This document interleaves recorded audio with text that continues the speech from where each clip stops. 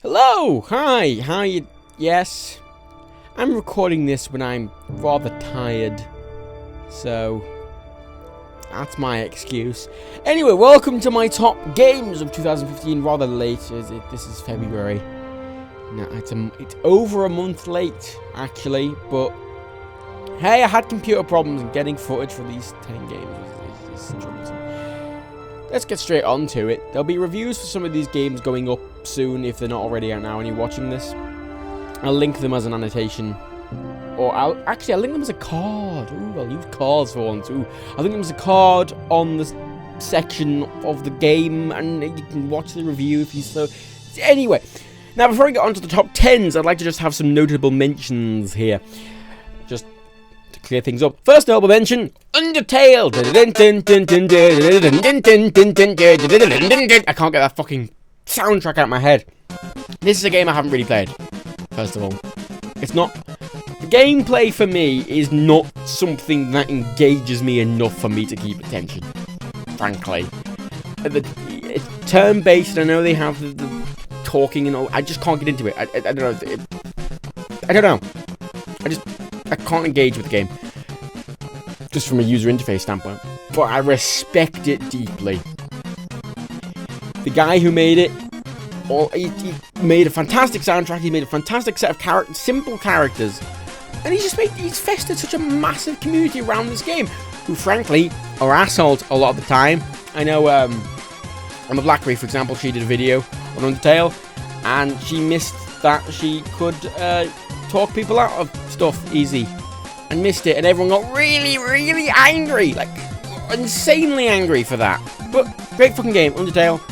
I fully recommend it and respect it, but it's not my top 10, because I didn't really play it and enjoy it that much.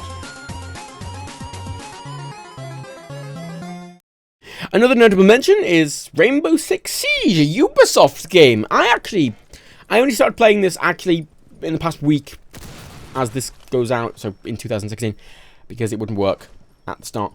I didn't think I'd like this, but I'm having a lot of fun with it. It's just a tactical first-person shooter. It's kind of realistic-y. It's going into esports. You have to be tactical and stealthy and sending your drones and all that. It's fun. It's not my top games. It's not. I don't enjoy it that much, but I enjoy it quite a bit. I'm having fun with it. So that's a notable mention. Hey, they're worth buying probably if you're into those kind of games. I don't know. It depends what you're into. Anyway, on with the numbers. Number 10. The Beginner's Guide. Now, The Beginner's Guide was a very interesting game to come out. Narrative story-driven games, to me, I really do enjoy. They've sort of come to prominence in the past few years, especially. And The Beginner's Guide was a walkie around game. There was not really any puzzles or anything. It's a purely walk around game. And you could say, Matt, you like The Beginner's Guide, but... you know, fucking, Let's Go to the Rapture, whatever the fuck it was called, was terrible. Yes, it was. And they are both, essentially, story-driven walking simulators, if you'd like to use that phrase. But The Beginner's Guide actually tells a compelling story about... it's weird. It's a guy showing off other guys' games, but whether or not it's real is contended, and there's a lot of points of discussion there. It's a very interesting game. I don't really want to say anything about it, but I do fully recommend it. It's a very interesting experience, very short experience. You know, you can keep it in an hour, 2 hours, but it's very, very interesting, very enjoyable. Number 9, City Skylines. Lins. I've written Skylines. I missed an E. Anyway, City Skylines was... it was the spiritual successor to SimCity, because the new SimCity was shit. Basically, it was pretty, but it was shit. It lacked any depth. And who goes into a city builder wanting simplicity? You go into a city builder wanting that depth. Who the fuck plays a city builder for fucking shallowness? Fuck off, mate. City Skyline has kept adding updates. They've kept adding free updates and, you know, larger expansion packs, like the After Dark expansion pack, for example. One note I would like to point out is that, for some reason, when the game launched, it ran incredibly well. Now, it runs like shit.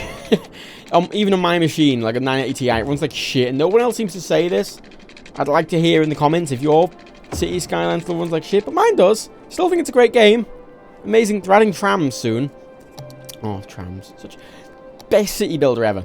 Legitimately. I like SimCity 2000. Well, no, SimCity 4. Shit, which one was what? I can't remember. Fuck. Really good city builder, though. Jolly good fun. Yes. That's yeah. Number 8. Bounty Train. Bounty Train. Oh my god, Bounty Train. Right. I discovered this through John Mini, a True Nerd. Bounty Train. It is basically, it's like a turn. No. It's like a real-time strategy kind of. I don't know how I'd describe it. If you've watched my Pirates of the Caribbean video, it was one of the first videos I did, which you have the overworld map when you're going around your pirate ship, and then when you go into battle, it's real time. It's like that, but with trains, and it's sort of early train pioneer United States, and it's got a story, and the story is rather short. We go around and you trade and you add cars. It's weird. I completed it quite quickly. There's a sandbox mode as well if you just want to go around, take missions and make money and shit. And it was just a weird game. It was so simple, but I just thoroughly enjoyed it. I did a live stream on it. I played it for 2 hours, and I kept playing it after I finished the live stream, and I kept playing it for 6 more hours until I'd stayed up all night playing Bounty Train. And I haven't really went back to it since. But it just took a hold of me and kept me engaged, and I don't know why. It didn't seem like my kind of game, but hell, it kept me engaged, and I very much liked it, and it deserves a place in this list, god nabbit. Number 7. Rocket League! I don't know what I'm doing. Rocket League, there we go. It's a perfect example of why the AAA games industry sucks. Because the AAA games industry, for the most part, especially, you know, if you look at your Assassin's Creeds and a lot of your big AAA titles, they go, let's cram all these features in and never focus on any specific thing. One of the reasons why Mirror's Edge was so good is because they focused purely on the free running. Nothing else mattered. Nothing else mattered. It was all about the free running. It was the simple concept. There was no faff. I mean, you could pick up guns and the gunplay didn't matter. It was clearly an afterthought, but anything, there was nothing else to it. It was just running. They perfected it. They perfected the running. And Rocket League did the same thing. It's car football. It's RC car football with rockets. It's simple. There's nothing else to it. But they've executed it so fantastically well, and they've done it so tightly and made it feel so good that it just works. And I'm not into sports games, but oh my god, this is one of those games that just gets my competitive juices flowing. It gets that testosterone flowing through my body that makes me want to just fucking murder everyone and go and rip my shirt off and pour like Kool-Aid over my... I don't know what Americans do after sports. Is that I don't know. Number 6. Just Cause 3. Now, unlike some other people, I do not think this is the best game ever. Clearly, it's number 6. And I explain in my review why this is, but I want to briefly explain here. Just Cause 3 is a very good sandbox. It's a very good sandbox. Lacks anything else aside from the fact it's a good sandbox. Much like I just explained with Rocket League, they took the idea of making a sandbox and they perfected it, pretty much. But the problem with the sandbox, for me at least, is I need structure. I need a purpose. I need to be doing something to do something else. It's all well and good that I can stuff 12 cars into the back of a cargo plane. But if there's no reason for me to stuff 12 cars into the back of a cargo plane, I'm not going to do it. I like to have a reason to do that. And I think they missed a big point with multiplayer. If Just Cause 3 had multiplayer, which, I mean, there's a mod being made, but I feel they should have had that, made it in the working in the game, made it fucking work really well. That game's fucking made for multiplayer. That kind of sandbox is what GTA Online is lacking, because this is shit people try to do in GTA Online. All this random mad shit that this game just has the ability to do, and it would be it'd be so much higher if I had multiplayer. But hey, still a good game. I still recommend it. Maybe not for full price. I didn't get that many hours out of it, frankly, and I don't have any replay value with it. The story is utter shit, and there's no side missions. If you like fucking around in the sandbox, hey, there you go. But outside of that, yeah. Number 5, Assassin's Creed Syndicate. Matt, you put Assassin's Creed Syndicate above Just Cause 3. Yes, I did. Yes, I did. Now, Assassin's Creed has had a bad few years. They've gotten extremely mediocre. Extremely samey. Look, it's another Assassin's Creed game with a really boring story. Oh, shit. It's Call of Duty. It's become mediocre and boring. They don't change much. However, Assassin's Creed Syndicate was the first Assassin's Creed in a very long time that actually has changed the formula a good amount. Unity tried a lot of new ideas. Too many new ideas, and too many cooks spoiled the stew. Too many cooks. Syndicate took all the good ideas from Unity and left all the bad ones behind, and it kept it nice and simple and tight. And yep, it still has problems, but it's one of the best Assassin's Creed games out there. It's up there with 2 and 4 for me. I'd say it's not as good as them, but it's probably my third favourite Assassin's Creed game. After sort of 2 and 4. Well, maybe Brotherhood and 4. I don't know, Brotherhood and 2 are sort of, they're linked together. They're symbiotes. Anyway, it's a really good game. I really did enjoy it. And it's a return to form, I think. The story was still mediocre. A lot of it about it was still mediocre. But the gameplay felt a lot better than it did. And they clearly are getting their act together. And they're taking a year off now from Assassin's Creed, apparently. So, hopefully, in 2017, we'll actually get a really fucking good Assassin's Creed game. Because I used to be a massive Assassin's Creed fan. And I kind of still am. Like, I have a fucking really expensive Assassin's Creed coat replica, for fuck's sake. I love the universe, but they went off the deep end a bit with it. Anyway, yes, Assassin's Creed Syndicate, genuinely good, There's a review of that probably. I don't know. Preparation, yay. Number 4, Splatoon. Oh, a Nintendo game. Please don't take down my video, Nintendo. Please. Splatoon. Yes, this is the only Wii U game I have on the list. And I'd like to put more Wii U games on here, because I do really love my Wii U. I really do love my Wii U. Xenoblade Chronicles X came out, actually, in 2015, and I actually have not played it yet. It's just been sat in my drawer. I don't have shelves for discs. I have drawers, just to explain that. Yeah, so Splatoon is... once again, it's a simple idea done really well. It takes the idea of a multiplayer shooter and just kind of flips it on its head a bit. It's not about killing the other team. It's about just covering the most area in paint. And the mechanics are just weird and just fun. It's a fun game. It's just a fun multiplayer competitive game that isn't just serious. It's fun. It's colourful. It's enjoyable. And the single player campaign is more of a challenge mode. But I still got a good few hours out of the single player mode. I wish they'd do more with the single player mode, because they introduced a lot of interesting mechanics in that, and it was quite fun with these sort of little puzzly bits in single player. Love to see more of that, but multiplayer is really fun as well. They keep adding new updates. They keep adding new maps for free. It's just fun. It's a fun game. It's just fun. It's pure fun. There's nothing else to it. It's not like, ooh, it's tactical. Ooh, look how good the graphics are. Ooh, AAA games today. No, it's fun. It goes, hey, we're fun, wee! And that's it. And I am, in fact, a kid now. And a squid now. Number 3.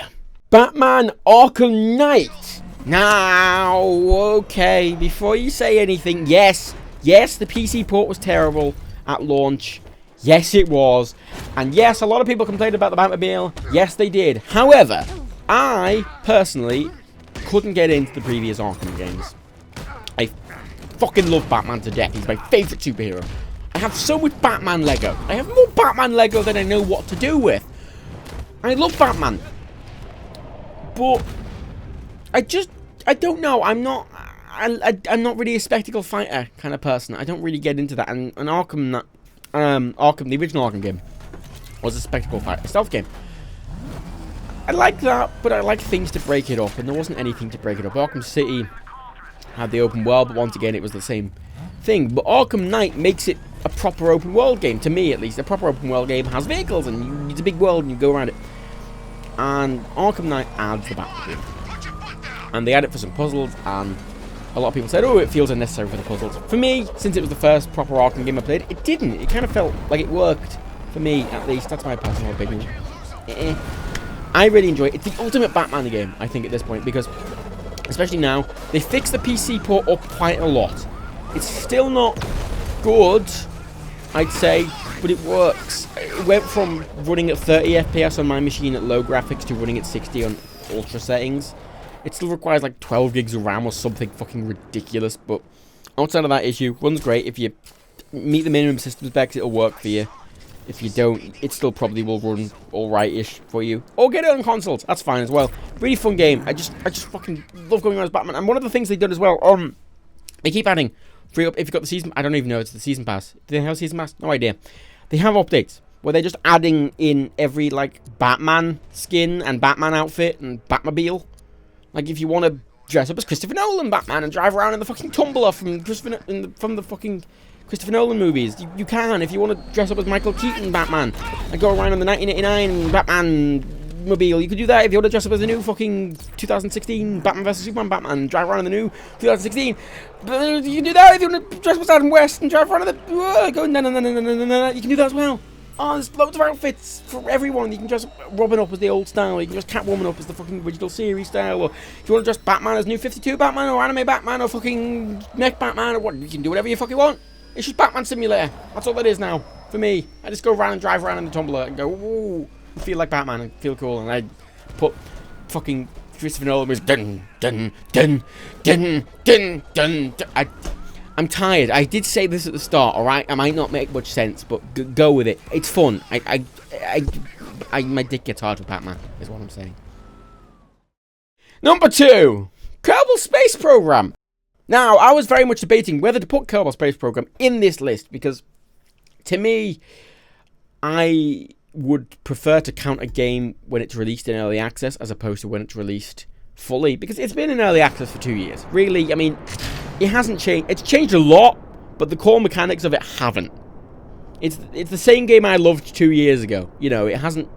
It would have been in the same position 2 years ago, so it doesn't matter. But I didn't do a top 10 list when this came out, or I might have actually. I don't remember. Either way, I didn't include it last time, and I feel it's worth including because I fucking love Kerbal Space Program. I fucking love Kerbal Space Program. It's just a messy round game, and it teaches you about physics and space, and it's just, oh, there's so much depth to it now. Because they've added orbital scanning and, like, drilling and shit. I don't fucking know how to do any of it. I'll probably figure it out at some point. The modding community is insane for it. I just like building space planes and going vroom. Yep. And number 1, I'm sure this will be no surprise to anyone, Fallout 4! Had a lot of problems with Fallout 4. Very linear story. Haven't went back and replayed it yet, purely because all the quests are so linear. I can replay Fallout New Vegas. I've played through New Vegas, what, like fucking 9 times or something. It's because you can play New Vegas differently, completely differently. Every time, start to finish, you can do nothing the same. You can take a completely different route to New Vegas. You can skip all the quests. You can do every quest. You can kill everyone. You can not kill everyone. You could take a companion. You can have sex with a ghoul. You can go through. You can do whatever you want. You can join the Legion. Join the NCR. Be independent. Fucking go help out the fucking boomers. Whatever you want to do. Fallout 4 lacks a lot of that. It is very linear. That's a very big disappointment to me. That it lacks that replayability. But it's one of my favourite franchises of all time. They still did a fantastic job with it. It's still a great game. Even one playthrough you can sink 80 hours into and still not have found everything, and everything be interesting. I said it lacks replayability, I think, at least for me. But it's just so it's got so much detail, so much care has been put into it. Clearly, it's my favourite game of the year. Nothing will beat that for me. I haven't spent 80 hours in any other game this year. And I have not only that, but I haven't enjoyed every hour of my playthrough of any other game as much as Fallout 4. So clearly it wins. This is not an objective list, mind you. This is purely personal experience. Like, as I say, Arkham Knight clearly is not the 3rd best game of the year. It had a disastrous launch, but for me, I enjoyed it. That's it. It's the game one of the games I most enjoyed, and that's why it's down on the list. That's what this list is. It's what I enjoy the most. That's all it is. Don't get pissy in the comments at me for liking things. I don't get pissy at you for liking things. Unless you like Windows, you fucking piece of operating system trash. Yes, I'd like to hear your top 10 games of the year in the comments, if you'd be so kind. Yes, that's the word. You can go view my top 10 movies of the year, if you so like. I watch a lot of movies as well. I'd review movies, but I don't like taking notes in movies, and I forget things, and I don't know what I'd say about movies, aside from, yes, this movie is good, or yes, this movie is bad. Follow me on Twitter if you want movie, tweet, review things, I guess. Yes. I think that's it. Oh, also, go check out the new Mattophobia site, mattophobia.com. It's new and fancy, and ooh, I paid for it to be made, all nice and fancy, so I couldn't fuck it up. It has all my links on, that's all it does. Don't put in the Konami code, that won't do anything. Anyway, fuck off.